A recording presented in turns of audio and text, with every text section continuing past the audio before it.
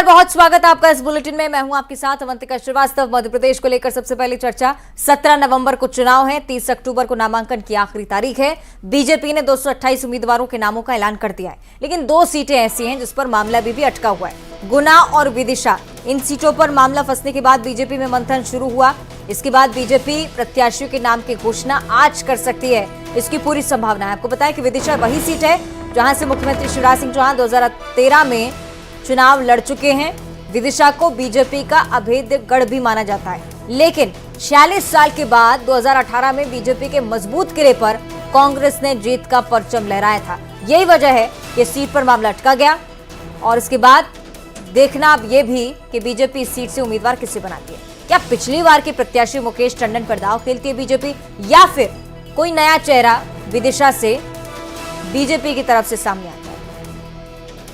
तो ये एक महत्वपूर्ण पहलू गुना और विदिशा को लेकर। गुना में ये माना जा रहा था कि ज्योतिरादित्य सिंधिया के समर्थकों को लेकर और किसी अन्य पार्टी नेता के बीच सहमति नहीं बन पाई और इसी के चलते इस पर नाम रोका गया।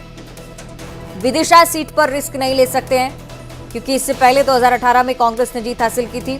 46 साल बाद बीजेपी के गढ़ में सेंध लगाई थी, लेकिन इसके बाद अब ये माना जा रहा है कि बीजेपी की तरफ से कोई ना कोई प्रबल उम्मीदवार ही चेहरे के तौर पर सामने होगा। पहली बार जब 2013 में मुख्यमंत्री ने चुनाव लड़ा, उसके बाद से ही 46 साल तक बीजेपी का अच्छा खासा गढ़ विदिशा माना जाता रहा। सहयोगी अनुराग हमारे साथ लाइव जुड़ रहे हैं, उनसे भी हम मायने समझेंगे। अनुराग, जरा बताइएगा अभी तक क्या स्थिति समझ आई है? गुना को लेकर जिस तरह से चर्चाएं थी कि सहमति नहीं बन पाई है, विदिशा भी एक ऐसा जिला और एक ऐसा क्षेत्र माना जाता है जो कि कांग्रेस ने बीते दिनों बीजेपी से हथिया लिया था। अब आगे क्या तैयारी? बिल्कुल, देखिए, इन 2 सीटों को बीजेपी बहुत महत्वपूर्ण मानकर चल रही है और यही वजह है कि इन दोनों सीटों पर नाम ऐलान करने में काफी समय बीजेपी को लग गया। लेकिन विदिशा सीट पर यदि हम बात करें तो ज्योति शाह का नाम सबसे आगे है, क्योंकि वो पूर्व वित्त मंत्री राघव जी की बेटी हैं और पार्टी उनके नाम पर मुहर लगा सकती है। इसके अलावा यदि हम गुना सीट की बात करें तो वहां पर पन्ना लाल शाक्य और एक और संभावित नाम गोपीलाल जाटव का निकलकर सामने आ रहा है। तो किसके नाम पर मुहर लगेगी अब से कुछ ही देर के बाद तय हो जाएगा। पार्टी ने सिंगल नाम का पैनल तैयार करके पार्टी हाईकमान को भेजा है और कुछ ही देर के बाद दिल्ली से 2 नामों पर मुहर लग सकती है। ठीक है, चलिए देखने वाली बात कि कब तक बीजेपी की तरफ से ऐलान होता है। बहुत शुक्रिया आपका अनुराग जानकारी के लिए। तो आपको बताएं कि 2 सीटों को होल्ड कर रखा है बीजेपी ने, गुना और विदिशा, जिस पर फैसला आज सामने आ सकता है। माना जा रहा है कि एक नाम दोनों ही सीटों से तय हो चुका है। मुहर लगाने के लिए केंद्रीय नेताओं को भेजी गई है रिपोर्ट।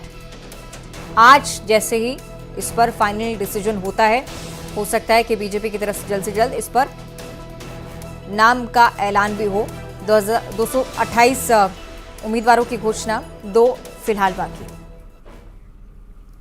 और एमपी चुनाव से जुड़ी एक और बड़ी जानकारी। बीजेपी के प्रदेश अध्यक्ष वी डी शर्मा का एक बयान सामने आया है।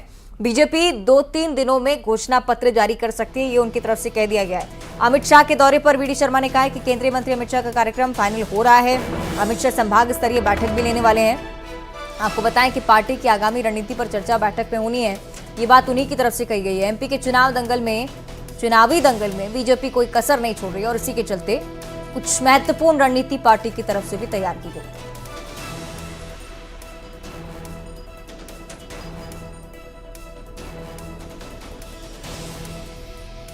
बीजेपी के प्रदेश अध्यक्ष वी डी शर्मा, जो कि घोषणा पत्र को लेकर कह रहे थे कि अब से 2 से 3 दिनों के बाद बीजेपी की तरफ से घोषणा पत्र भी जारी होगा।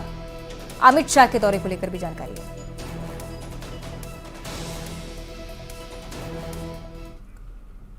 और कल कांग्रेस ने अपनी 34 सूची जारी की, जिसमें कई नेता मंत्रियों के या तो टिकट कटे हैं या फिर उम्मीदवारों के नामों में बदलाव किया गया है। बदले गए उम्मीदवारों की लिस्ट में नाम कुलदीप सिकरवार का भी है। कुलदीप को पहले सुमावली से मैदान में उतारा था, लेकिन चौथी लिस्ट में उनकी जगह अजब सिंह कुशवाहा को मौका दिया। पार्टी के इस रवैये से नाराज कुलदीप ने अपने समर्थकों सहित इस्तीफा दे दिया है। अब बसपा में मैदान में उतर आए।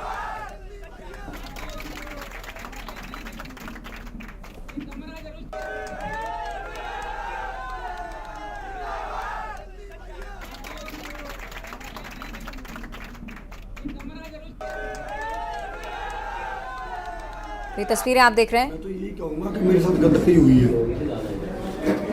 कांग्रेस पार्टी ने पहले मुझे टिकट दिया और बाद में मुझे जहर दे दिया। तो ये अच्छा नहीं किया, चाहे मैं हूँ या मेरे अलावा या किसी भी समाज का कोई भी व्यक्ति हो।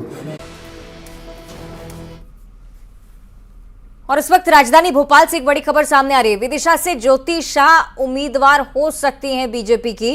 पूर्व मंत्री राघव जी की बेटी हैं ज्योति शाह। गुना से पन्नालाल शाह की संभावित उम्मीदवार बीजेपी की तरफ से।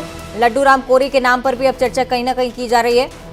गुना और विदिशा सीट को लेकर ये जानकारी, क्योंकि संभावित तौर पर यह माना जा रहा है कि यही नाम हो सकते हैं जो कि दोनों सीटों से सामने आए। पूर्व मंत्री राघव जी की बेटी ज्योति शाह, हो सकता है कि बीजेपी से विदिशा से टिकट उन्हें ही मिले। गुन्ना की अगर आप बात करते हैं तो पन्नालाल शाह का भी नाम है। संभावित तौर पर लड्डू राम कोरी का भी नाम सामने आया है। दोनों ही नामों को लेकर फिलहाल चर्चा की जा रही है। ये पार्टी को स्पष्ट हालांकि जल्दी करना होगा, क्योंकि नामांकन प्रचार उसके बाद बहुत लंबी प्रक्रिया कहीं ना कहीं निभाई जाती है। हो सकता है कि आज या कल में ऐलान भी पार्टी कर दे। संभावित तौर पर कौन कौन से नाम हो सकते हैं ये आपको न्यूज 18 सबसे पहले बता रहा है। लड्डू राम कोरी के नाम पर चर्चा है, साथ ही साथ पन्नालाल शाह का भी नाम सामने आया। सही के शैलेंद्र हमारे साथ लाइव जुड़ रहे हैं, उनका भी हम रुक कर लेते हैं। शैलेंद्र, जरा स्थिति समझाइएगा, जो संभावित तौर पर उम्मीदवार सामने आ रहे हैं कितने महत्वपूर्ण हो सकते हैं नाम पार्टी के लिए? हाँ देखिए, बिल्कुल भाजपा ने जब अपनी 5वीं सूची जारी की थी तो विदिशा और गुना सीट को होल्ड कर दिया था। तो आज माना जा रहा है कि इन नामों पर पार्टी अपने प्रत्याशियों का ऐलान कर सकती है, क्योंकि नामांकन भरने में अब केवल 4 दिन बचे हैं। तो 30 तारीख तक नामांकन भरना है। तो इस संभावना पूरी है कि प्रत्याशियों का आज घोषणा कर दी जाए। और इसको लेकर जो विदिशा सीट है वहाँ पर एक पेज फंसा हुआ था कि किसे मौका दिया जाए। वहाँ से 2-3 बड़े दावेदार लगातार थे, लेकिन अब संभावना है या जो बात बताई गई है कि ज्योति शाह को लेकर आम सहमति बन चुकी है। ज्योति शाह पूर्व मंत्री राघव जी हैं, उनकी बेटी हैं। और ये जो राघव जी थे लंबे समय तक यहाँ से जीतते रहे, मंत्री भी रहे, 10 साल वित्त मंत्री रहे मध्य प्रदेश सरकार में। तो उनकी बेटी का नाम यहाँ पर पूरे आसार है कि उनको टिकट दिया जा सकता है। वैसे ही अगर हम गुना सीट की बात करें तो गुना में ये था कि वहाँ पर बड़े नेताओं की भी सहमति नहीं बनती दिख रही थी, लेकिन अब लगभग पार्टी ने मन बना लिया। तो वहाँ जो पूर्व विधायक है पन्नालाल शाह के, उनका नाम सबसे आगे है। और ऐसे पूरे आसार हैं कि पन्नालाल शाह को वापस से मौका दिया जा सकता है। पन्नालाल शाह के यहाँ पर 2013 में विधायक रहे हैं। वर्तमान विधायक जो गोपीलाल जाटे हुए, उनकी हालत सर्वे में कमजोर बताई गई थी और उसके बाद ये तय किया पार्टी ने कि कोई वापस से नए चेहरे को मौका दे। तो जो पूर्व विधायक पन्नालाल शाह के 2013 में, उन्हें फिर से मौका दिया जाने के आसार है। हालांकि यहाँ भी लड्डू राम कोरी एक नाम और है जिस पर भी पार्टी में आखिरी स्थिति तक चर्चा हुई है, लेकिन पूरी जो आसार है इस सीट पर पन्नालाल शाह का दावा सबसे मजबूत माना जा रहा है। विदिशा की सीट बहुत खास है शैलेंद्र, चूंकि केंद्र बीजेपी का रहा हमेशा ही, लेकिन बीते चुनाव में बहुत बड़ा धक्का लगा है बीजेपी को।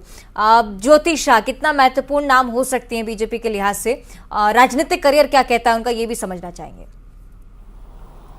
देखिए, सीधी सी बात है कि विदिशा सीट पर क्योंकि मुख्यमंत्री शिवराज सिंह चौहान का ये क्षेत्र माना जाता है, लोकसभा से वो यहीं पर सांसद रहे, कभी सुषमा स्वराज यहाँ से सांसद रही है, तो ये सीट बहुत ही महत्वपूर्ण होती है। इस पर सीएम का बड़ा प्रभाव रहता है। पिछले चुनाव में भाजपा को यहाँ पर करारी हार मिली थी, मुकेश टंडन को मौका दिया था और मुकेश टंडन के हारने के बाद यह बार बार चर्चा थी कि आखिर यहाँ पर कोई कमजोर प्रत्याशी क्यों दिया गया। तो इस बार पार्टी बहुत सोच समझ कर फैसला ले रही है।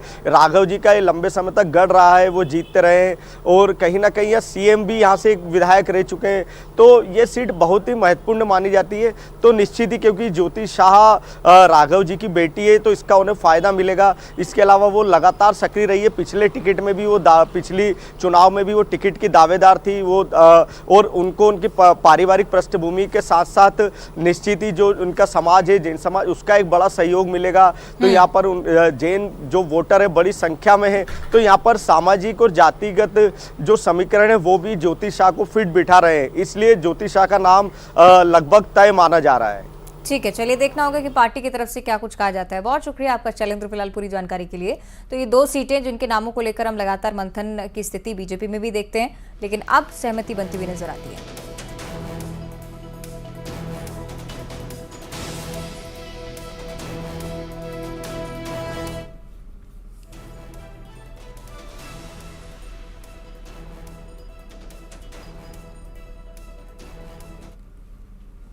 और आइए अब देखेंगे 87 खबर 87 जिले। विधानसभा चुनाव को लेकर